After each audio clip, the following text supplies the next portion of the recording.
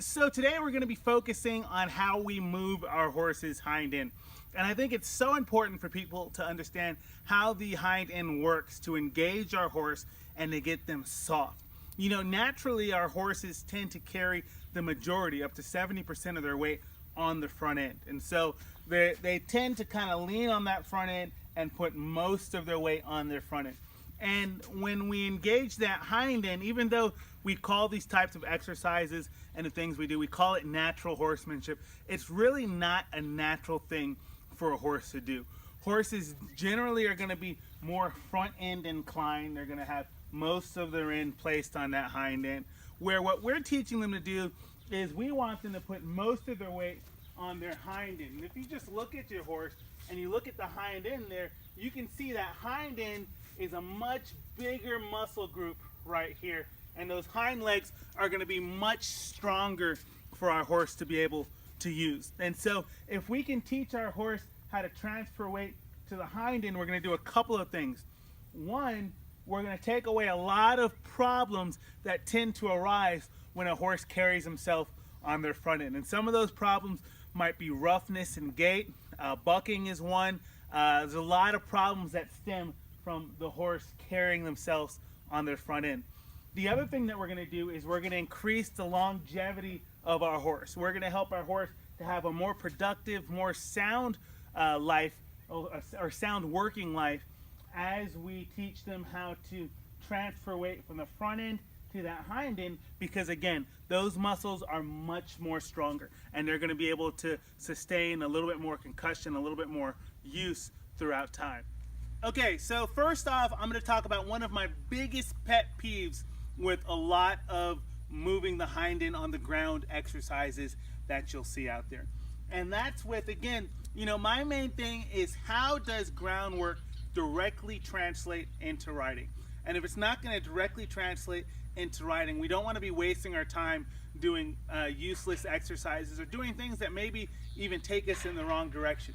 And so what you'll see is a lot of people, when they ask their horse to move their hind end, is they're super focused on keeping that front end perfectly still. They want that hind end to rotate all the way around the front end. And it looks really cool, but practically speaking, when are you ever going to just isolate that hind end and ask that hind end to move without that front end moving?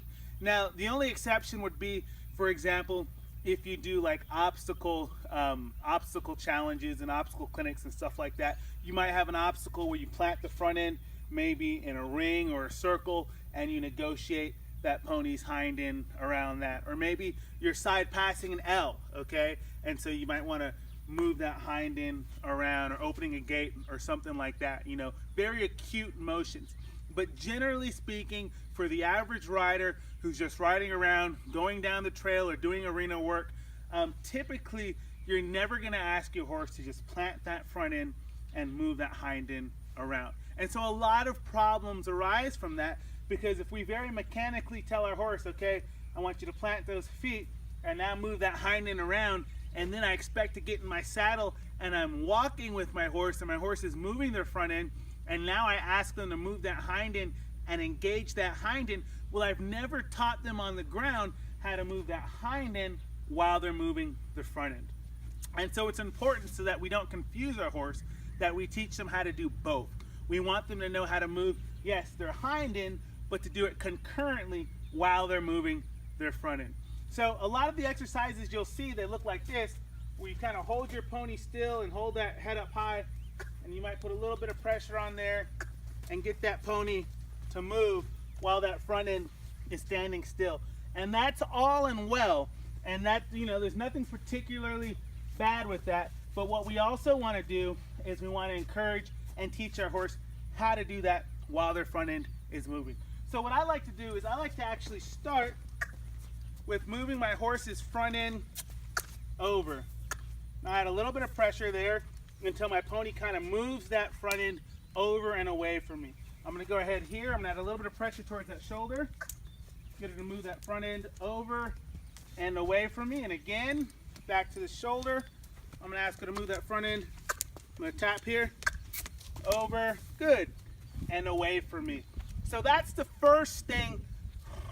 Good girl. That's the first thing that I want to make sure that my pony has down. And I also want to make sure that I kind of stop in between. I take the time to rub her, let her know that she's done a good job when she does well. So if you haven't done any of moving on the front end, I encourage you to practice that with your horse first and get to a point to where they're doing it relatively well. I've done this a few times with her to where you can see she's getting the idea and moving that front end pretty well. But once my horse is moving that front end in a nice, quiet, soft manner, then I'm going to go to incorporating movement of the hind end while the front end is moving.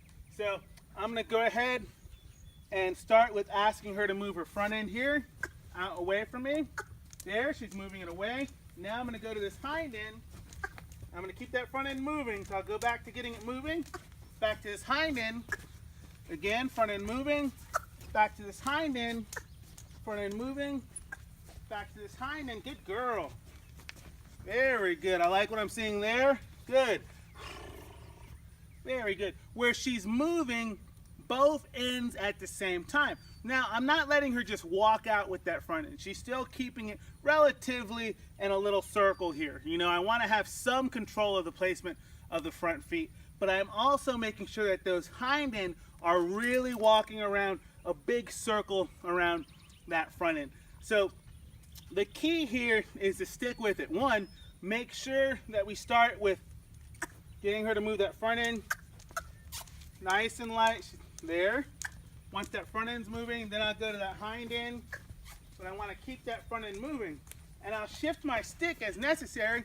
If the hind end's moving, but then the front end's not, I'll go back to moving that front end, then back to the hind end, back to the front end here, back to the hind end, until I get a nice, there, smooth circle where she gives me a couple of strides where she's moved that front end and that hind end together. If you almost picture like you're kind of almost side passing them in a circle, okay? And as you're side passing them, those back legs are going to move a little bit more deeper around than the front legs. The front legs are going to stay relatively still, but in a smaller circle. But the key is the feet have to be moving. That is the biggest key here. Get both feet moving. Again, we do our horse a disservice if we just have them plant that front end and move that hind end around, and then when we get in the saddle, the reality is when we ask for movements and we want to engage that hind end, the front end is doing something. It's moving, it's walking, it's moving over, and so we want to get them prepared for that on the ground so they don't get confused. Okay, so I want to make sure that she's doing it pretty smoothly before I move on. So I want to make sure that she's moving that front end nice and polite for me. And then when I add a little bit of pressure on that hind end, that she's kind of bringing it right around there and moving that hind end. And so by moving that hind end, I'm really getting her to push that inside leg deep underneath her as she crosses over that outside leg. And that's the key, is getting that pony to where they're reaching deep, really deep underneath them with this inside leg. So now what I want is I'm going to go to asking her to move that hind end around while this front end is moving around at the same time. And just like I do when I ride, I want to get her to disengage this hind end. And the way I'm going to do that is I'm just going to give her the opportunity to stop working. I'm going to take a nice big deep breath right here. And immediately she disengages that hind end. She stops moving around, and that impulsion is quieted down nice and quiet. So I really like that. Now I'm kind of nitpicking here, but what I want to see is I really want to see next time when I stop her, I really want to try and encourage this hind leg to finish up nice and deep underneath her. Because again, that keeps that hind end right ready and prepared to move out and provide impulsion for us should we ask for it. So when I ask her to stop moving and I take that deep breath and give her the opportunity to relax and quit moving around, what I'm going to do is I'm going to try and set her up so that she finishes with this hind end up underneath her. Now, in the event that she doesn't finish up with the hind end underneath her. I'm just going to finish by adding a little bit of pressure like that. To take a little bit of pressure, rock her back on that hind end, and then take the pressure away. So we're going to get right back to it here. I'm going to ask her to move that front end out and away from me. It's a little sticky here. There, good girl. Good. I'm going to focus on this hind end here. Get her moving out a little bit more energy. I'm going to take a deep breath right here. I'm going to rock her back. Just want to keep that hind end there, right up underneath her. Good girl. I'm going to go right back to it again here. Move that hind end around there. And again, I'm about to ask her to stop. Nice big deep breath. I want that hind end underneath her. I'm going to rock her back so that we keep that hind end, inside hind end. We want to keep it underneath her there. Good. I'm going to give her a good rub here. I'm going to let her rest and relax here for a moment, just to really drive home the point to her that she made a really good decision here. So now what I'm going to ask her to do is I'm going to ask her to trot while she's moving both her front end and her hind end.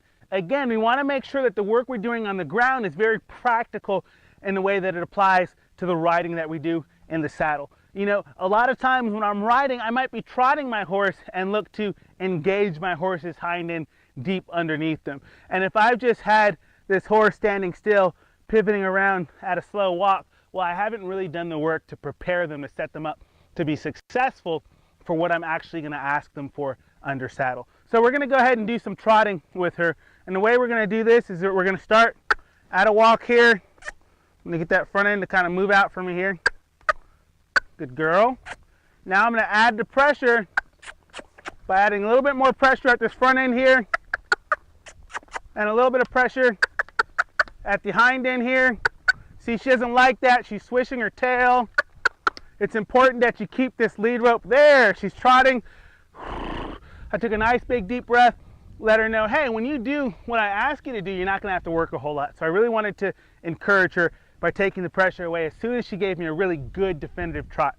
What I was about to say before she trotted is it's important to make sure that we keep the lead rope relatively short. Again, we don't want to have our lead rope so long that maybe if I'm tapping her hind end and she gets pretty upset and mad about that, I don't want her to kick out and catch me, okay? So I keep that lead rope short so that if she were to kick out at me, again, I can just tip her nose towards me, push that hind end away from me so I'm not going to get kicked. Okay, we're going to go right back to it now. I'm going to ask her to move out at a walk. We're going to push it up into a trot. I'm going to push at the front end, add pressure at the hind end. I'm going to push her right into it. Again, she's swishing that tail. She's not happy about it, but I'm going to stick with it here. Just consistent, light tapping here. Oh, she got a little ugly there. You see that?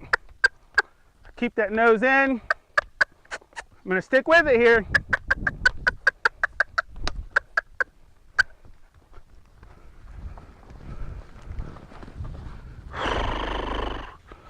Okay, I'm going to go right back to it.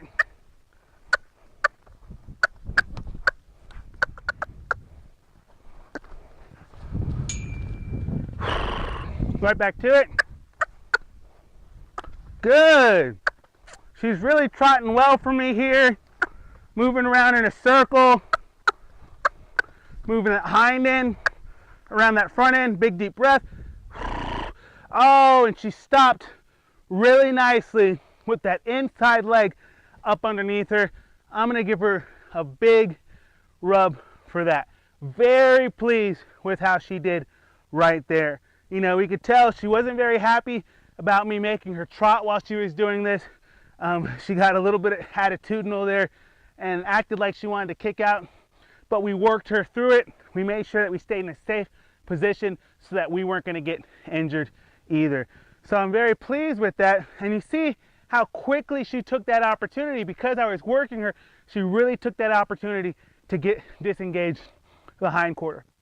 What happens is most people aren't familiar with the engagement and disengagement of the hind quarter. Your average rider just isn't really familiar with that. And so what happens is most riders aren't riding their horse with an engaged hind quarter.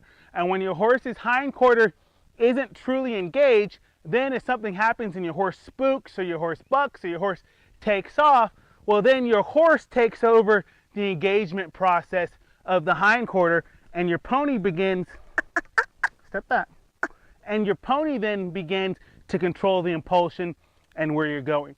But if you're constantly controlling the impulsion of that hindquarter, then what happens is it's an ordinary regular thing for your horse. They're very familiar with the fact that, okay, my rider is controlling my hindquarter. My hindquarter is engaged, my hindquarter is engaged. And so they're always really, really excited and happy to disengage that hindquarter and not have to continue to do the hard work of engaging their hindquarter. Because it's a lot of work for a pony to engage their hindquarter and keep it engaged and sustain that engagement underneath them. So I'm going to go one more time with the trot. I'm going to go ahead and add a little bit of pressure.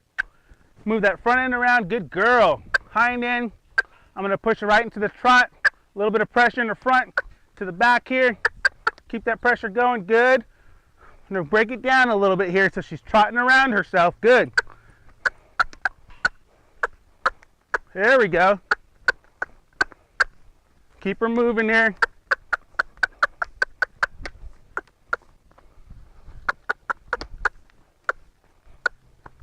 Good. Good girl. I'm going to disengage. Oh, awesome. And again, she stopped with her hindquarter right up underneath her. That inside hindquarter is right up underneath her. I love that. I really want to rub and love on her.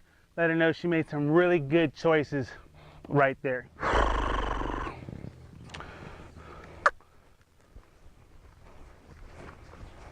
I'm going to go ahead and ask her to stop. Very good. Again, hindquarter is right up underneath her there. I love that. So she's starting to really get this idea that when I disengage her, that she needs to keep that hindquarter up and underneath her, ready to be re-engaged. Really like that. I like how her head is nice and low and relaxed. I'm liking everything we're seeing here. Okay, I'm going to go ahead and ask her to trot. Want that hind end moving around that front end. Good girl. Good.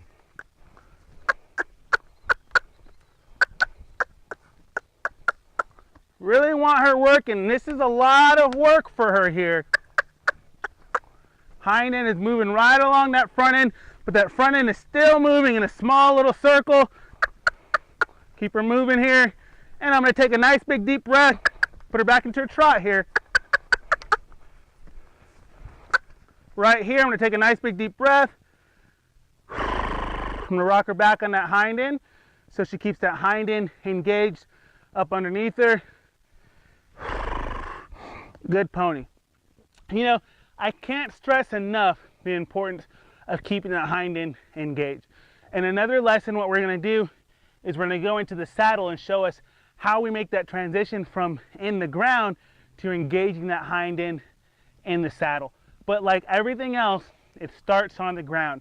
Get your pony doing this really comfortably at a walk, at a trot. You can even do this at a lope with your horse, and then transition into having them do it in the saddle. And just like anything else, of course, we want to make sure that we do it both directions. We want to make sure that she's really comfortable engaging that hind end while she's traveling to the left, also while she's traveling to the right. So focus on this. This is one of the most important exercises that I can teach you, because so few people do these exercises, and these types of exercises is what makes the difference between an okay horse and an outstanding horse, is how well you can engage and control that hindquarter.